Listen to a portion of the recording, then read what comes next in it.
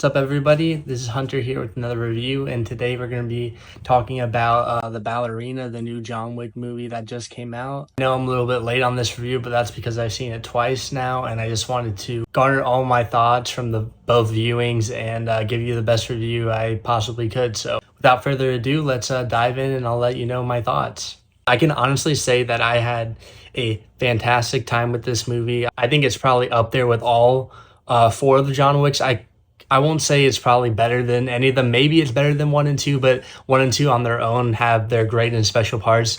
But I can honestly say that it's right there with them. I had a great time with it, and I thought Ana de Armas, she did an amazing job as the lead role in this film. I know a lot of people were worried about having, a female character in this world. Like, how can she be, taking down all these guys, that are like twice the size of her? And I even had my worries about it too. I'm like, is this gonna make sense? Is it gonna be realistic? And obviously it's John Wick, it's not supposed to be realistic, but sometimes that can take you out of it a little bit. But I think they did a good job of also like kind of telling the viewer, yeah, no, these guys are twice the size of her, they're way stronger than her, they're faster than her, so she has to use a lot of these other like things in the rooms and like other weapons that she finds across these different fights that are going on, and she has to use other things to her advantage because these people are stronger than her. And I thought that was a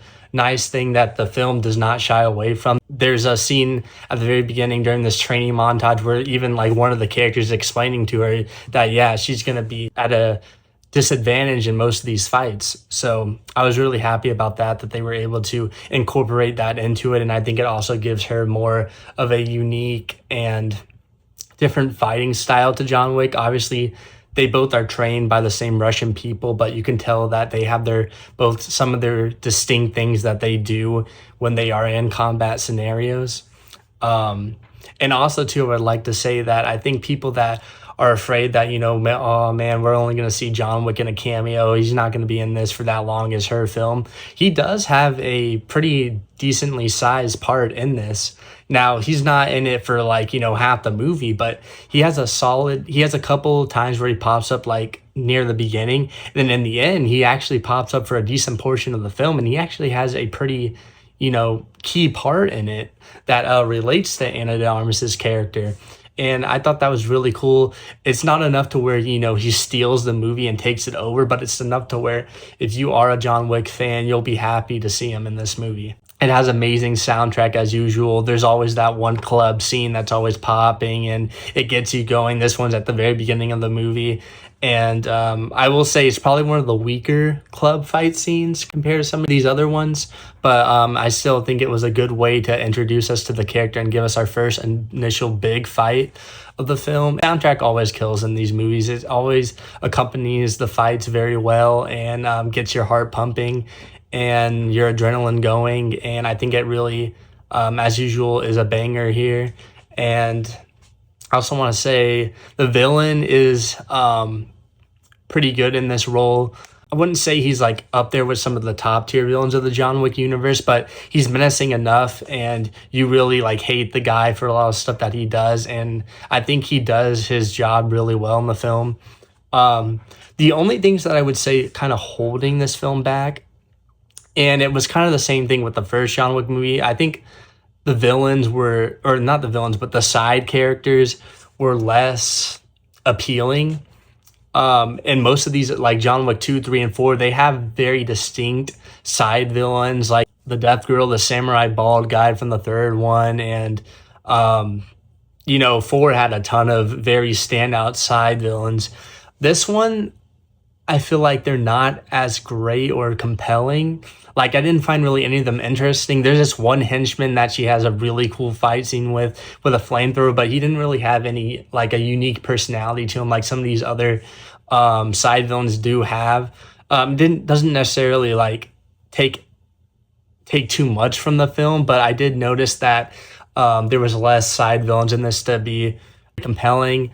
Also, Norman Reedus' character I felt like was a little bit stale and bland, and I don't know if that's because it felt like he was kind of put more on the back burner and they didn't show enough of him in this film, which it could be. I mean, he does not have a very sizable role in this. I mean, he honestly might have less screen time than John Wick in this movie.